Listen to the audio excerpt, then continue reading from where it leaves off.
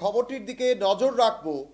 বিরোধী দলের 146 জন সাংসদকে সাসপেন্ড করার প্রতিবাদে মঙ্গলবার বৃহস্পতিবার যে প্রতিচ্ছবি আমরা সংসদ বাইরে দেখতে পেয়েছিলাম, এক প্রকার ক্ষোভে ফেটে পড়েছিলেন প্রত্যেক সাংসদরা, যাদেরকে বহিষ্কার করা হয়েছিল। পুরো বিরোধী ঐক্যমঞ্চ একসঙ্গে চলে এসেছিল সেই 146 জন সাংসদকে সাসপেন্ড অর্থাৎ বহিষ্কার করার প্রতিবাদে শুক্রবার দেশ জুড়ে ইন্ডি জোটের প্রতিবাদ কর্মসূচি চলছিল।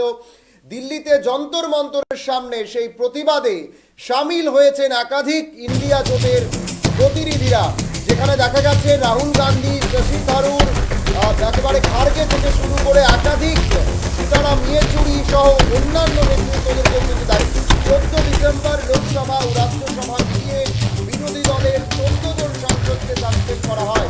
এরপর সোমবার একদিনেই সংসদের দুই কক্ষে 78 জন বিরোধী সাংসদকে সাসপেন্ড করা হয়। মঙ্গলবার আরও 49 জন বিরোধী সাংসদের উপর নেমে আসে সাসপেনশনের ভাড়া। বুধবার সাসপেন্ড করা হয় লোকসভার 2 সাংসদকে।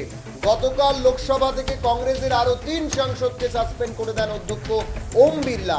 এরই প্রতিবাদে দেশ জুড়ে প্রতিবাদে নামার সিদ্ধান্ত নিয়েছে ইন্ডিয়া জোট এবং প্রসঙ্গত সেই রেস ধরেই কিন্তু আজকে গোটা দেশে এই ধরনের একটা প্রতিবাদ কর্মসূচি কিন্তু ইন্ডিয়া জোটের যারা সঙ্গীরা রয়েছেন তারা কিন্তু করেছেন। প্রসঙ্গত বলা বাহুল্য, সংসদের 2 কক্ষ লোকসভা এবং রাজ্যসভা মিলিয়ে 146 জন সাংসদকে সাসপেন্ড করা হয়েছে, যারা সকলেই শিবিরের সাংসদ।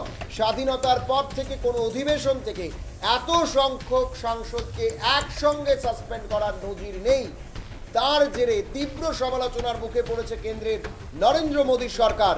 এই মুহূর্তে যে খবরটির দিকে নজর রাখছি, বিরোধী দলের 146 জন সাংসদকে সাসপেন্ড করার প্রতিবাদে শুক্রবার দেশ জুড়ে ইন্ডিয়া জোটের প্রতিবাদ কর্মসূচি চলে। দিল্লির যন্তর মন্তরের সামনেও সেই প্রতিবাদ কর্মসূচি পালন করা হয়েছে এবং সেখানে একাধিক সাংসদরা উপস্থিত ছিলেন।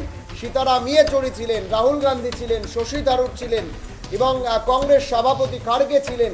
আরও একাধিক নেতৃত্বরা এই যন্তর মন্তরে কিন্তু আজকের এই প্রতিবাদ কর্মসূচিতে নিজেদের অংশ নিয়েছেন এবং বিক্ষোভ জানিয়েছেন। এই সিদ্ধান্তের, এই তুঘলকি সিদ্ধান্তের কিন্তু বিক্ষোভ জানিয়েছেন তারা।